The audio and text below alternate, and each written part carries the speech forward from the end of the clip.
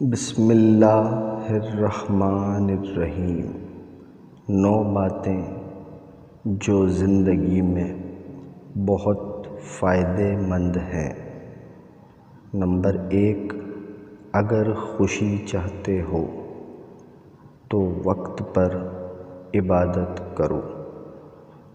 اگر چہرے پر رونق بنانا چاہتے ہو تو تہجد نماز پڑھو۔ اگر سکون چاہتے ہو تو قرآن پاک پڑھو۔ اگر صحت چاہتے ہو تو روزہ رکھو۔ اگر برکت چاہتے ہو تو درود شریف پڑھو۔ اگر مشکلات ختم کرنا چاہتے ہو تو لا حول ولا قوت الا باللہ پڑھو۔ اور غموں سے نجات چاہتے ہو تو دعا مانگو۔